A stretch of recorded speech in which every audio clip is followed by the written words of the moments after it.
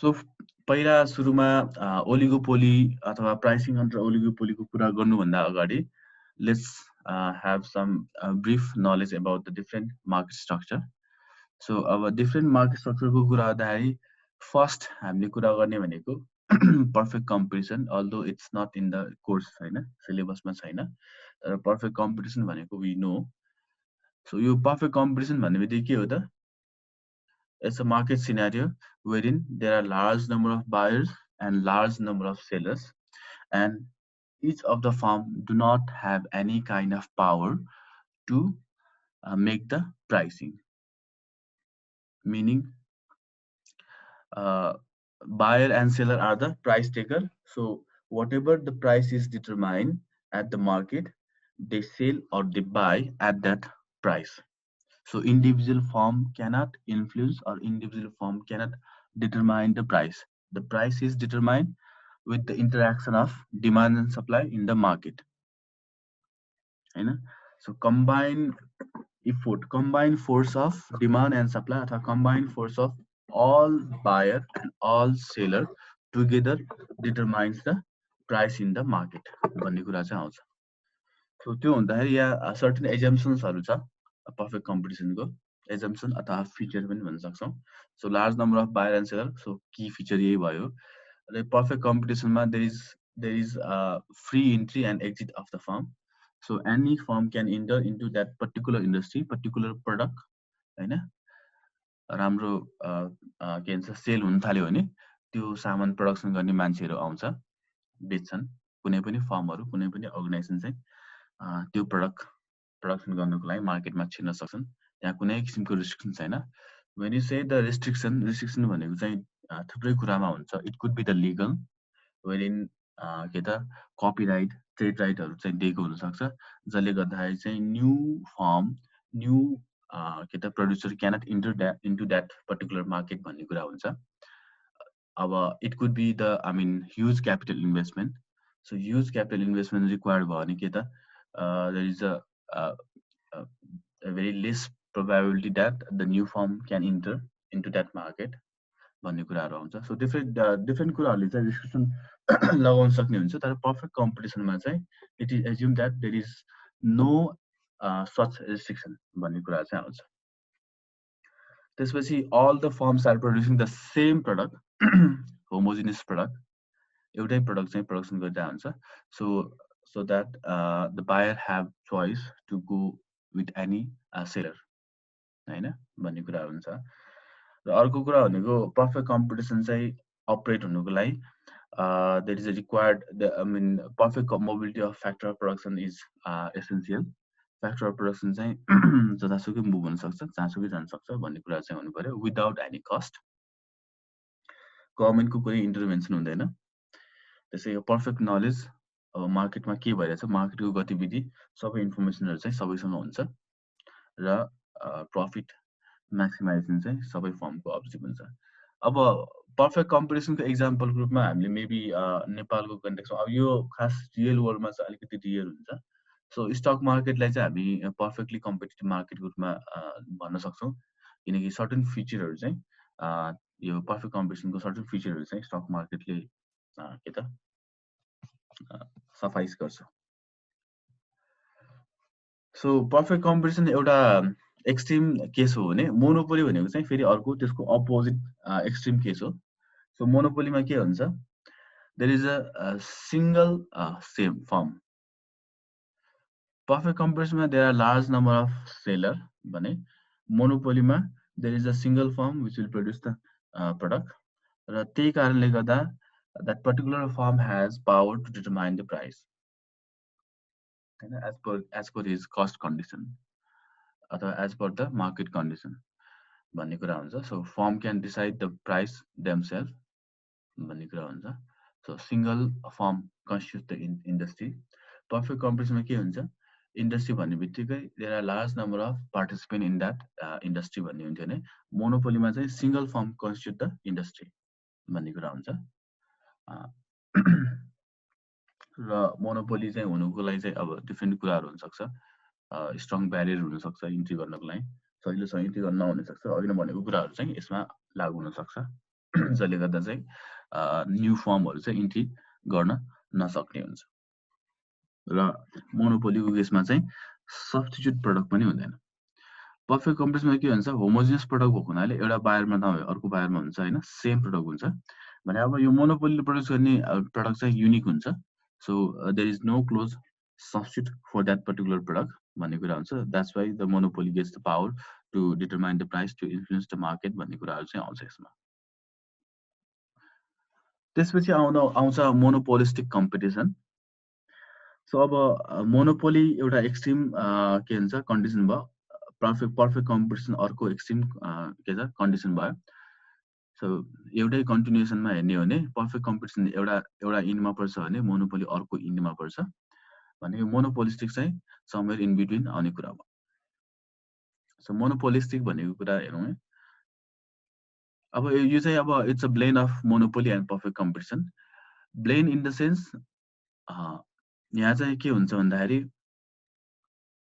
there are large number of firms producing the product भन्ने कुरा हुन्छ just like in perfect comparison भने they produce the differentiated product जसले गर्दा चाहिँ they can charge their price on their own they can determine the price on their own which is the feature of monopoly again so यहाँ differentiated product चाहिँ हुन्छ same product हुँदैन homogeneous product हुँदैन differentiated product हुन्छ differentiated product भएको हुनाले the particular firm decide the price on themselves भन्ने कुरा हुन्छ हैन र यसमा पनि के त पर्फेक्ट कम्पिटिसनमा जस्तो there is a free entry and एक्जिटको कुराहरू आउँछ र मोनोपोलिस्टिक कम्पिटिसनको कुराहरू चाहिँ advertisement campaigning marketing plays the vital role भन्ने कुराहरू चाहिँ आउँछ अब यो मोनोपोलिस्टिक कम्पिटिसन चाहिँ यो चाहिँ एक्चुअलमा अब प्र्याक्टिकल वर्ल्डमा चाहिँ धेरै देखिन्छ अब हामीले हेर्छौँ वासिङ मेसिनको डिफ्रेन्ट ब्रान्डहरूको वासिङ मेसिन छ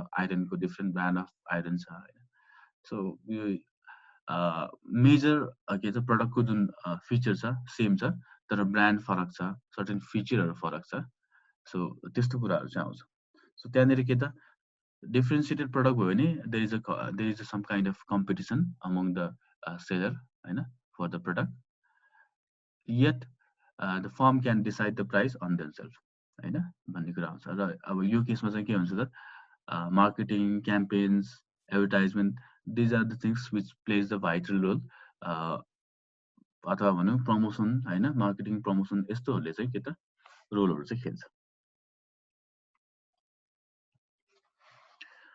त्यसपछि आउँछ अर्को category which we say oligopoly जुन चाहिँ हाम्रो यो कोर्समा चाहिँ हामीले इन डिटेल जान्छौँ ओलिगोपोली भनेपछि सो यो चाहिँ एउटा मार्केट सिनारियो हो wherein there are few players there are few firms which produces either the homogeneous product or the differentiated product चाहिँ हुन्छ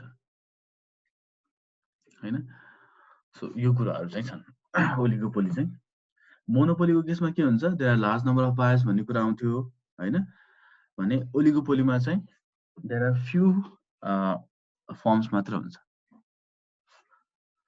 फ्यु नम्बर अफ सेलर मात्र हुन्छ सो यहाँ नेपालको कन्टेक्स्टमा के छ त भन्दाखेरि यो अब इन्स्ट्यान्ट नुडल्सहरूको कुराहरू आउँछ त्यो पनि ओलिगोपोलीमै काउन्ट गर्न सकिन्छ फ्यु प्लेयर्सहरू छ टेलिकम इन्डस्ट्री त्यो चाहिँ एकदम अझ त्यो भयो हैन अब त्यसपछि अब यसको फ्युचरहरूको कुरा गर्ने अथवा यसको एक्जाम्पसनको कुरा गर्ने भने अभियसली फ्यु सेलर्सको कुरा आउँछ अनि यसको अर्को एउटा इम्पोर्टेन्ट एस्पेक्ट चाहिँ के छ भन्दाखेरि देयर इज अ इन्टरडिपेन्डेन्स भन्ने कुरा आउँछ अमङ द फर्म्स सो एउटा फर्मको के त स्ट्राटेजिक मुभले एउटा फर्मको मेबी भनौँ campaigning product positioning promotion so यस्तो कुराहरूले चाहिँ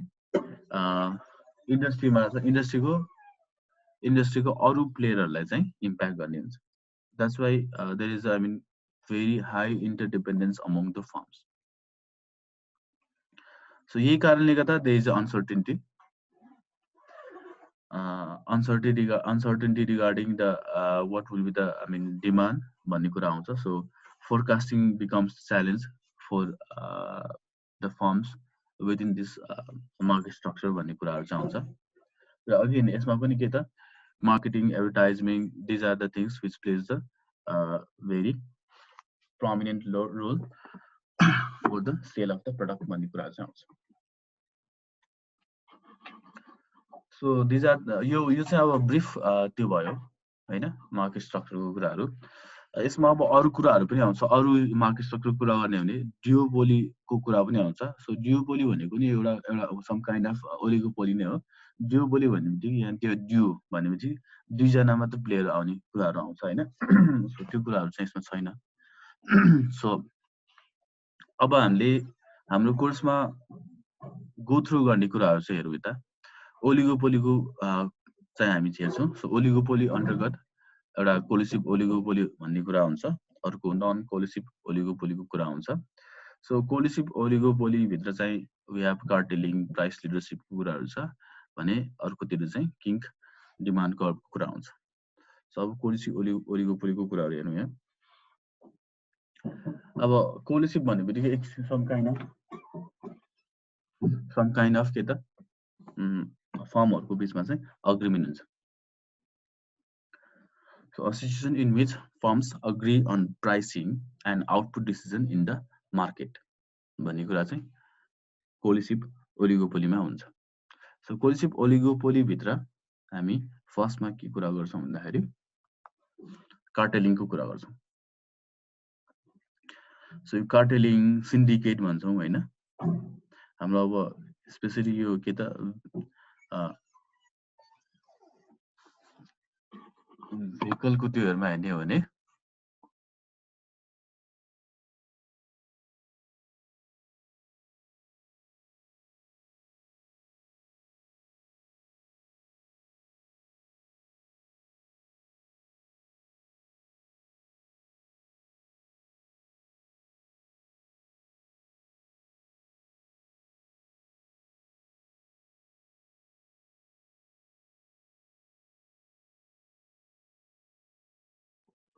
ओके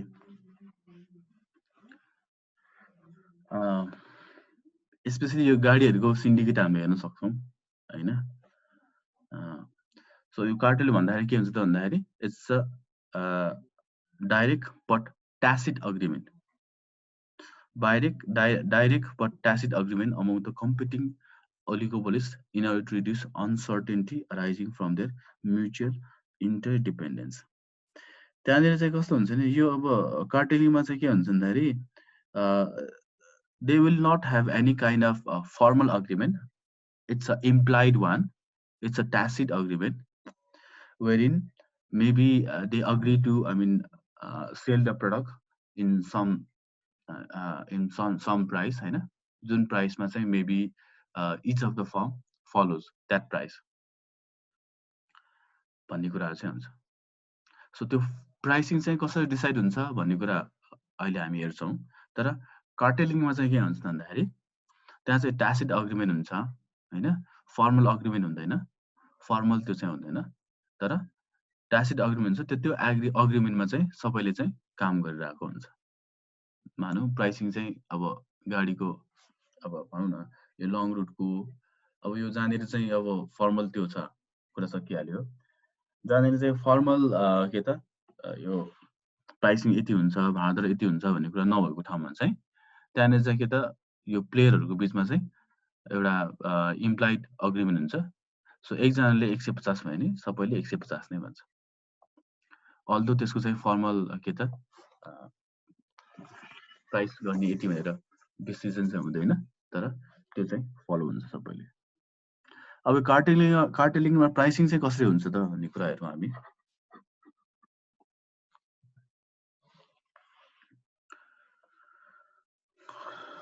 सो अब यहाँ कार्टेलिङको कुराहरु हेरौँ. यहाँ कार्टेलिङमा के हुन्छ भन्ने कुरा process wise. So cartels aims at joint or industry profit maximization. So कार्टेलिङको अब्जेक्टिभ भनेको चाहिँ के हो भन्दाखेरि सो इन्डिभिजुअल फर्म पनि मर्क गर्न पर्छ. At the same time the industry will remain in good position भन्ने कुरा चाहिँ हेरिन्छ. सो त्यो हुनाले यहाँ के हुन्छ त भन्दाखेरि इन्डस्ट्री प्रॉफिट चाहिँ मैक्सिमाइजेसन गर्ने कुरा चाहिँ अब्जेक्टिभ लिन्छ. सो इन्डस्ट्री प्रॉफिट मैक्सिमाइजेसन को अब्जेक्टिभ लिँदाखेरि इन्डिभिजुअल फर्महरुलाई पनि त्यही अनुसार चाहिँ गुड कन्डिसन हुन्छ भन्ने कुरा चाहिँ यसले एज्युम गर्छ. यहाँ हेरौँ. The member firms appoint a central agency to which they delegate the following authorities. So प्राइसिङको कुरा गर्दाखेरि चाहिँ अथवा प्राइसिङ गर्नुभन्दा अगाडि चाहिँ सो जति पनि प्लेयर्सहरू हुन्छ त्यो प्लेयर्सले चाहिँ एउटा सेन्ट्रल एजेन्सी चाहिँ डिसाइड गर्छ र तिनीहरूलाई चाहिँ त्यसलाई चाहिँ एउटा अथोरिटी दिन्छ। त्यो अथोरिटी के को लागि दिन्छ त भन्दाखेरि common price to determine common price of the product. त्यसै गर्दा टोटल इन्डस्ट्रीको आउटपुट के हुन्छ भन्ने कुरा डिसाइड गर्न उसले अलाउ गर्छ र त्यसै गर्दा यो इन्डस्ट्रीको जुन आउटपुट छ त्यो चाहिँ जति पनि फर्महरू छ त्यो फर्महरूले चाहिँ कति इच फर्महरूले कति प्रोडक्सन गर्ने भन्ने कुरा चाहिँ डिसाइड गर्छ र त्यो अब डिसाइड गर्दाखेरि चाहिँ मेबी फर्मको क्यापेसिटी इच फर्मको क्यापेसिटी के छ, इच फर्मको कस्ट कन्डिसन के छ, त्यो अनुसार चाहिँ के त कति आउटपुट गर्ने भन्ने कुरा चाहिँ डिसाइड गर्न दिन्छ।